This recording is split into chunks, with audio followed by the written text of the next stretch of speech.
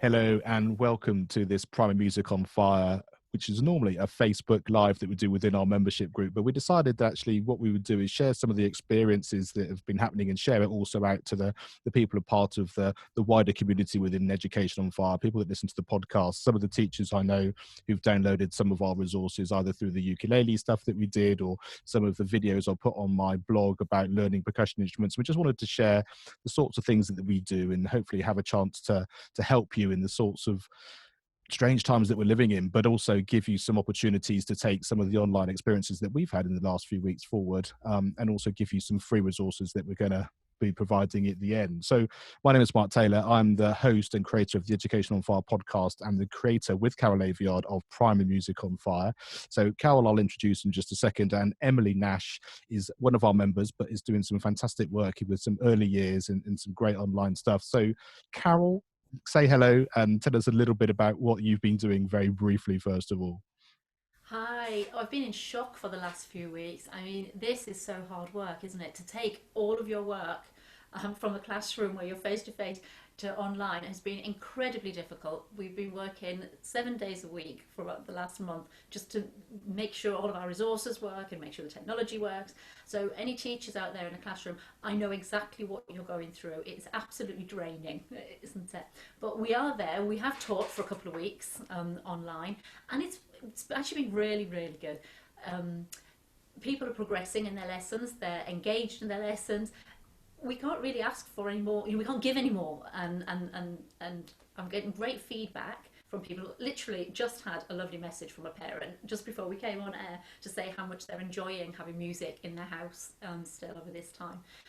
So it's, yeah, exhausting, different, not a bad experience. I mean, it's been fun. It's been interesting, and figuring out what works and what doesn't work. But yeah, it'd be nice to get back to school, won't it? Really. We will.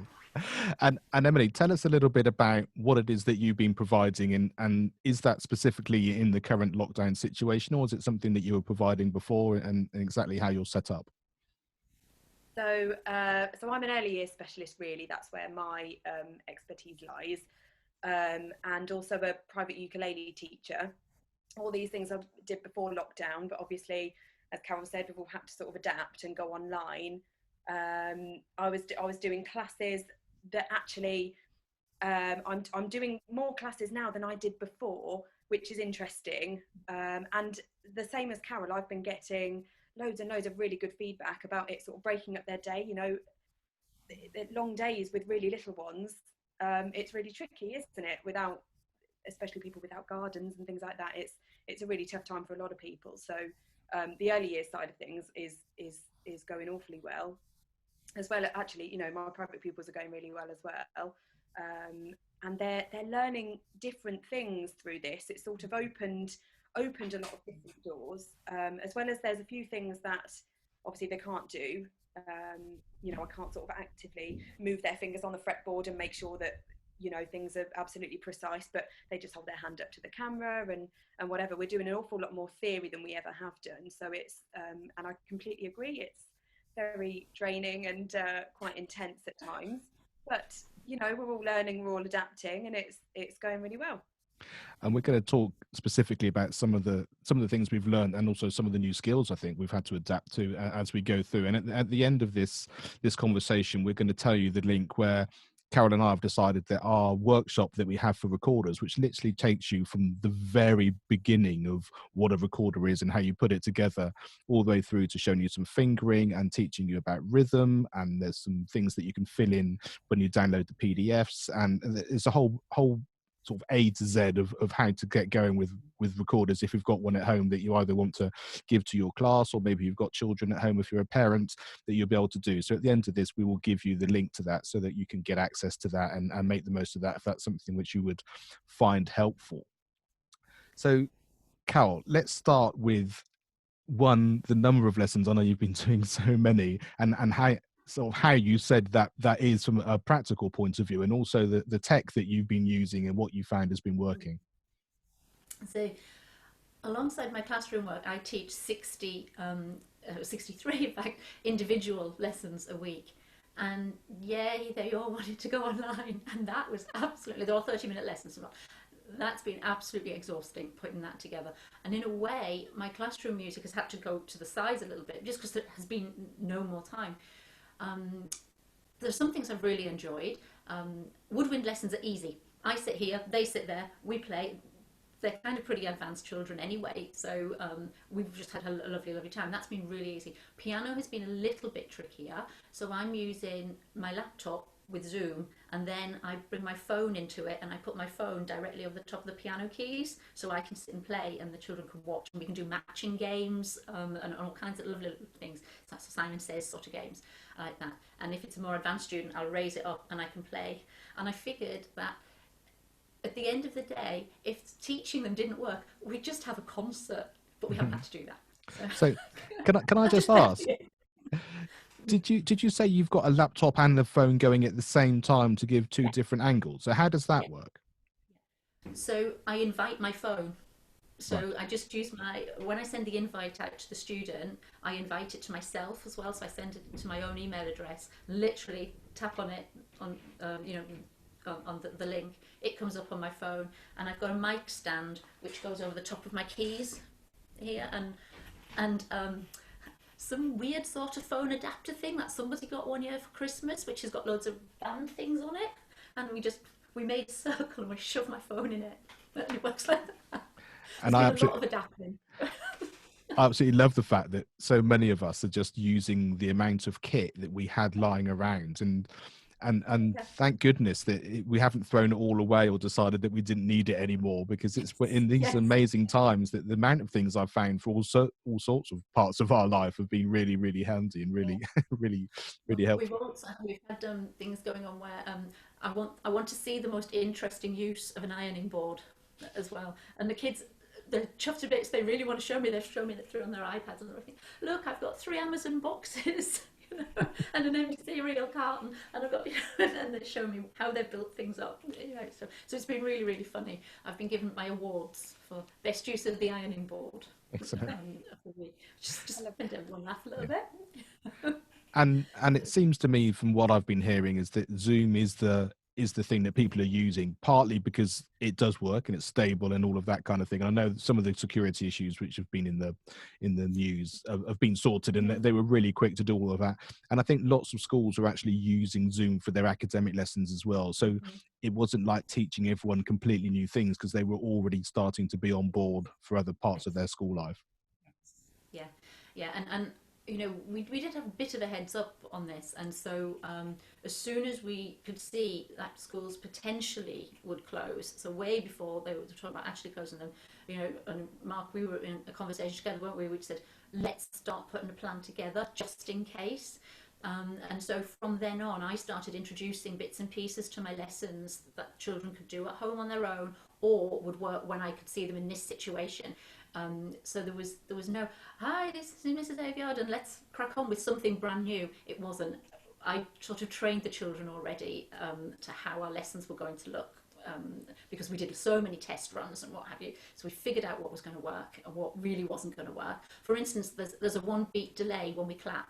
So the children would just see me clapping like this, but I'm getting 1 beat delay back from the children. So there was all sorts of things. I can't accompany them.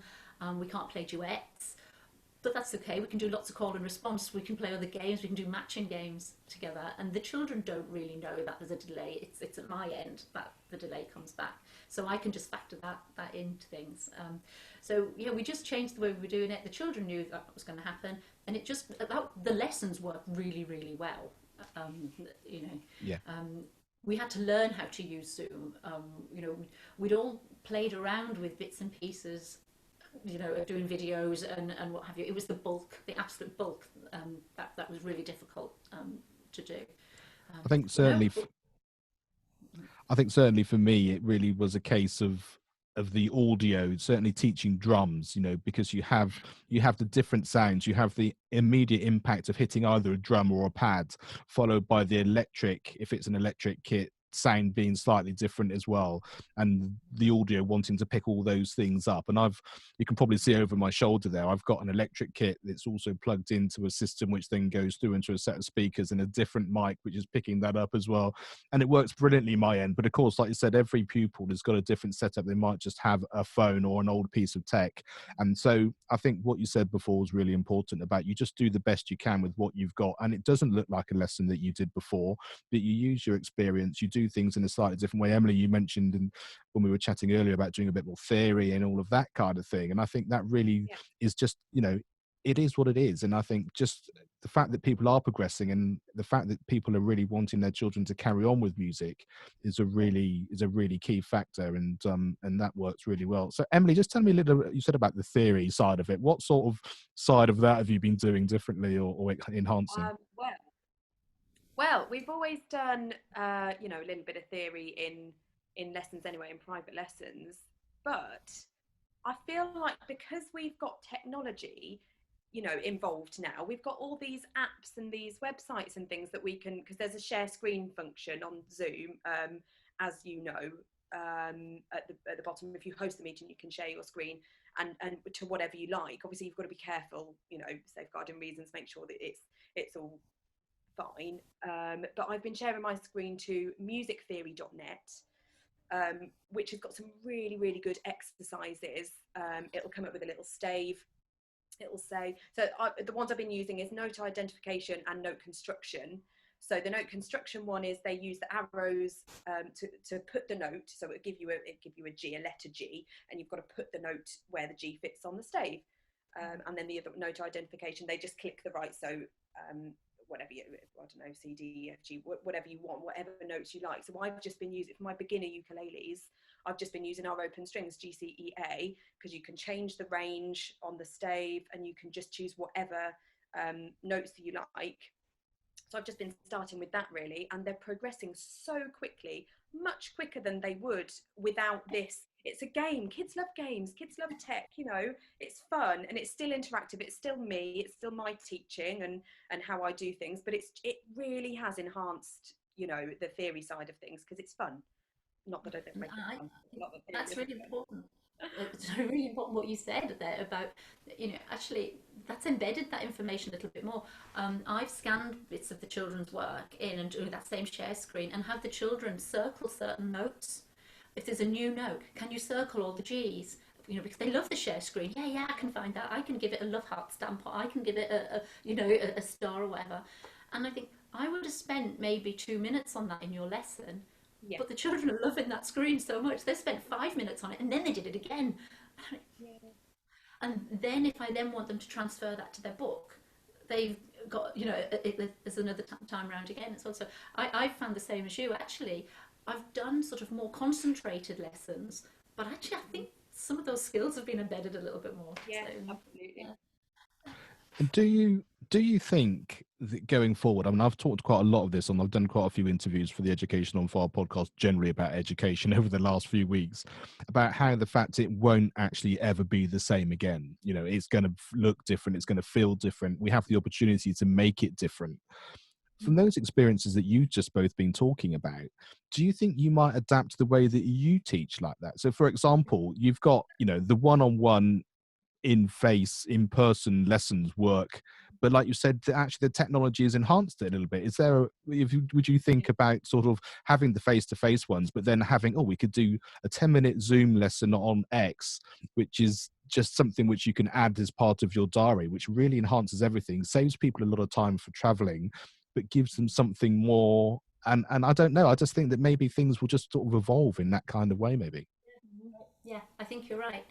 Before we went completely online as well, because I wanted the children to get used to the screens and what have you, and the share screen, I did a lot of what I would do on the share screen on my iPad, and I put that next to them and I said, shall we have a look at this picture here? And we went through it that way. So then when I did the share screen, they were used to seeing that. That's part of my preparation for it. Why should I move the iPad away then? I am going to keep using that more in the lessons. I'll definitely be using. I've found more apps, and more websites and things since doing all of this, because they're all coming out, aren't they? You know, all these Facebook groups and things, you know, everywhere you look, there's this has come out, and I'm thinking, wow, these things are amazing. I found these really good apps. One of them is called Staff Wars. I don't know if you know that. It's like a Star Wars, a stave comes across and a note, and they've got to blast it with they've got to click G or C or whatever it is, and they absolutely love it. And that's something that I've just said, get Staff Wars, do that at home, and they do that before their lesson, and they say how it's gone, what their score is or whatever. And that's absolutely something I'm going to continue. I'm going to get the iPad out, same as you, and we'll do it together, because it's, you know, we're in that tech age now, aren't we? And children respond well to tech. I know some parents are a bit worried about too much technology, and that's, you know, just touching it ever so slightly on my early years things. I put out a post a few days ago about babies and screens, because I was very aware that I do very little ones, and that some parents would be a little bit worried about a baby watching a screen. So I've put, there's absolutely no need for your baby to watch the screen. Everything I do, the baby can be watching mum, and that's just an interaction between mum and baby, and all these things you can carry on doing at home. They're not things that you need anything for. You know, you just watch, you know, the parent watches me on the screen, baby sat on the left facing them, they don't have to have anything to do with me or the screen. I make it, you know, visually exciting anyway, if they've got older ones that want to join in with me with teddies or something on their lap. But no, I think technology, we're really using it well at the moment, aren't we? And can you tell us some of the other things? Because I've seen some brilliant things you've done using the Acapella app and that sort of thing. Tell us some of the different apps or websites that you've come across that you really recommend. I'm really no expert. I'm finding more as I'm going along. There's a couple of Facebook groups for things that I've been looking at. There's a Facebook group, music online for online classes, and it's just for music teachers with apps and bits and bobs. But you know, bingo cards and things. Some teachers have actually put a pack together and sent it in the post, which is really nice, because then the pupil can be at home with their bingo board and the teacher there as well, or perhaps they can share their screen or whatever. That's a nice idea. What was the other app I found? Monster Notes or Monster Chords or something. That's a nice one for younger ones. Musictheory.net, Staff Wars. There's a Staff Wars Live as well, where, so Staff Wars, the note comes across and you click the right note.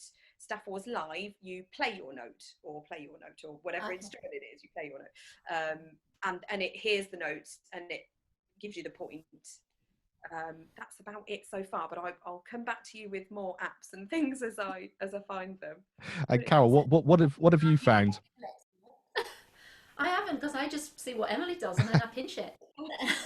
No, I've gone slightly older than that, and then I'm tech expert. You've been promoted in, and so I like one that you showed me, which was Chrome Experiments, and Mark can put the links for these on.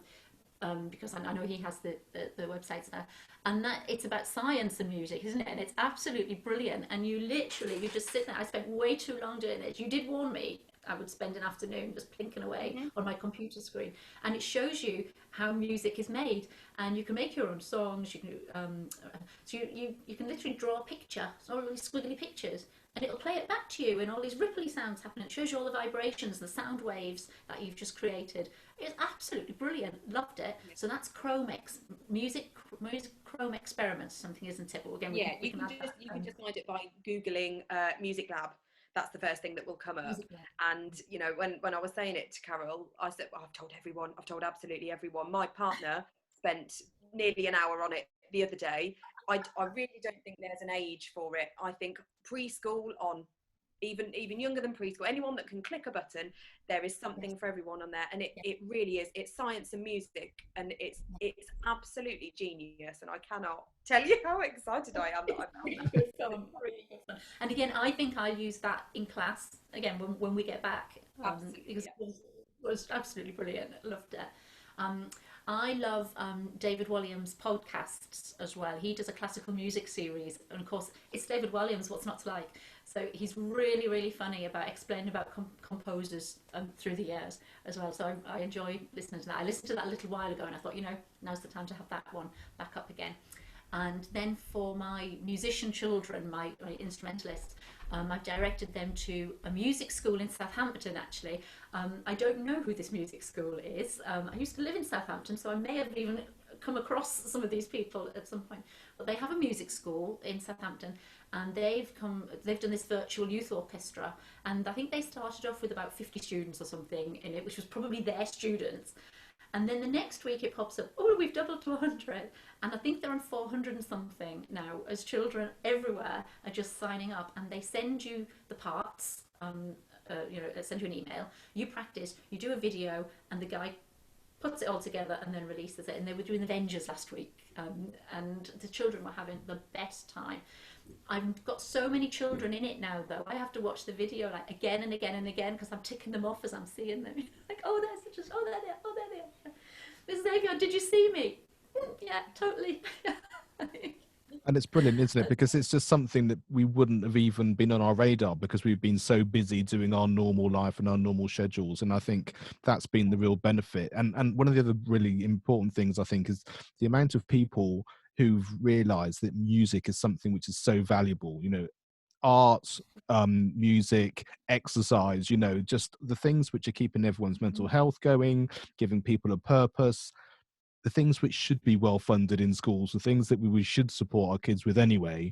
People are really beginning to understand it and bring that through. And I really hope that that really continues as we sort of get back into normal life, whatever that looks like, sort of post all of this, because I think it's really gone to show in the same way that the NHS is something which has just been saving our country, you know, and everyone's had so much support. If that continues with the music and the sorts of things that we're hearing as well, then I think we'll all be better off for it.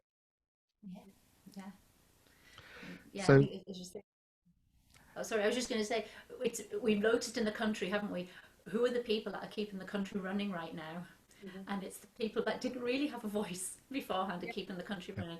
And we're teaching a subject that we fight for tooth and nail to keep in schools. And actually, when everything went away, they have music. They can't go to the swimming pool. They can't go to their gymnastics classes. But they can not only have music within their house, but they can also keep their lesson going as well. And that's what that message was just before we went on air. It was a mum saying, thank you for keeping her lessons going. It's really important to her to have that weekly lesson time with me because it's some normality. Yeah. And yeah, if they learn from it as well, then yay. But just to have that, you know, that mental health side of things, it's just wonderful. Absolutely. So let's round off then with the places that people can go to find out more. We specifically just wanted to let you know that our recorder workshop was free. So what we're going to do is to tell you where that is. So if you go to educationonfire.com/recorder-free, then that gives you access to that entire workshop on that page. So it's educationonfire.com/recorder-free. And there it's just go there and you can just look at all the videos, download the PDFs, have the things that you can fill in. It's absolutely fantastic. Carol did a brilliant job on putting all of that together. So that's one place you can go. And Emily, tell us about where they can find out the stuff that you're doing. I am on Facebook, facebook.com/MFE Northampton. MFE standing for Music for Everyone. That's me. And you can book in via the Bookwhen system. All the info's on Facebook. I am trying to keep the Facebook page as active as possible with things that you don't even need to come to classes. You can just watch videos and things that I'm trying to post at the moment as well. So it's well worth just coming to see what I'm up to if you want to. Fantastic. Well, thank you both for coming on and chatting. And we wanted to, as we said, extend this out, not just for the people inside Primary Music on Fire. We wanted to make sure that all those sort of slightly wider community to give you some advice and like I say, a chat just about our experiences. And hopefully it's been of interest and can support you in this time and also going in before. So Carol, Emily, thank you so much indeed. Thank you.